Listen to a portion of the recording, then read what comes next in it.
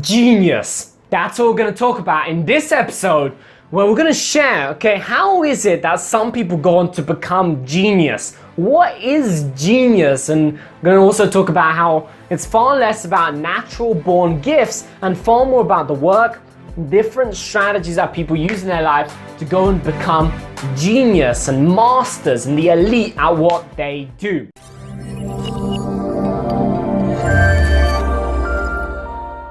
Welcome to episode 18 of the Accelerated Achievement Show. Super excited. This is a topic I've been diving deep into for close to 5 years now, deeply researching this, having traveled all around the world, observing people from multi-millionaires to teachers to people that are coaches, aspiring business owners, all these different categories of people with different ambitions. But what is it that makes people, especially even through history, what is it that makes them genius? Because when it comes to society's point of view, what we've been told about genius is that genius is something that you're either born with or not. You're either born this magical baby or a genius, and then everything in your life just rolls out smoothly because frankly you have these natural born intellect and natural born gifts and talents.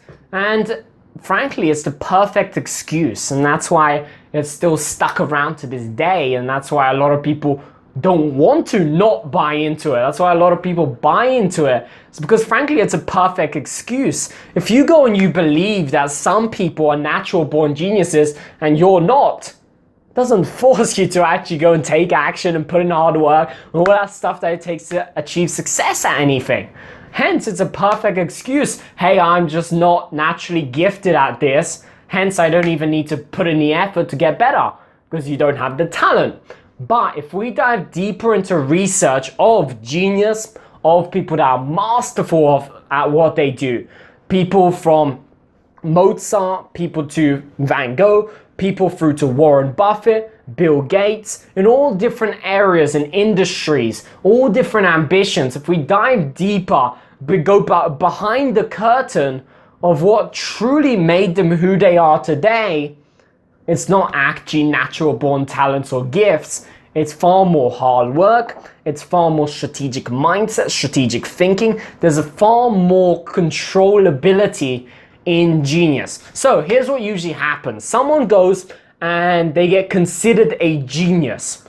Then the second step almost is that people start researching the backstory of why this person went and is considered a genius. And once they research that, they just realize that they're not a genius. They're just simply hardworking, they're simply focused, they're productive, they're motivated, all of these different things. They're positive, they think long term, they have great self-control. All of these important things that for us, if we want to achieve anything in our lives, that we need those important ingredients. Hence it usually goes through that process. Oh my God, this person is such a genius. Mozart, this person is amazing at this young age composing like this. They didn't realize that since the age of 4, he started composing music. Bobby Fischer, people go out, greatest chess player out there, one of, master at chess. They go and then they research behind it and realize that from the age of 6, he used to play chess with himself in order to get better. Hence, when you peel back the curtain, it's not about genius. So what is it about? What is it that makes someone masterful, makes someone considered a genius at what they do? And simply, and this is important for us, because if we want to develop any level of skill, we must understand how skill is developed. That's what my first book, Skilled Success, was literally all about. The awareness of people moving from, hey, I don't have the talent, to people moving to, hey, I can control my skill level, and these are the strategies for me to be able to learn faster, to train like the world's highest performing people and become masterful at what they do. There's far more controllability that we can control. There's far more that we can control whatever area you're developing. If you're watching this, whether you want to become the world's greatest guitar player, the world's greatest business owner, the world's greatest artist, whatever it is, there's skill that you can develop and there's strategy to the skill that you develop. So how does someone become masterful at what they do? Simply an accumulation of feedback loops. And I talked more about that another episode, but feedback loops, or another word for it, distinctions. Certain pieces of information that are stored in our mind that people, that masters, are able to recall and use. Brain memory, and muscle memory combined, these feedback loops, these pieces of information, this experience combined. A lot of talk about luck. For example, when a great soccer player or a great football player, a great tennis player, especially in sport, they get told, hey, you're so lucky, you're just in the right place at the right time all the time. No, it's because they've had 15 years of experience, hence they use that past experience, all those different times where the ball fell in exactly that spot. Every time that they had that similar experience before, they're able to use those 10, 15, 20 years of experience, thousands and thousands of hours, to intuitively be able to decide, hey, be here, and then be able to get lucky at what they're doing and be considered by like that. So if we want to become genius, it's this accumulation of distinctions. Every time you pick up a new piece of information about either what should you be doing, what's effective, or what you shouldn't be doing, either what you should or you shouldn't. If you're a great violin player, every time you learn, okay, here's how you hold it, here's how you do it more effectively, here's how you touch the strings more effectively. I don't know much about violin, but it's just an example. Or every time you learn, okay, here's what you don't do to become a great masterful violin player. Here's how you don't play the notes.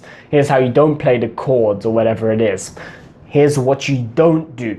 Every time you learn either what you do or you don't do, you're picking up a new distinction, and it's these thousands and thousands of distinctions.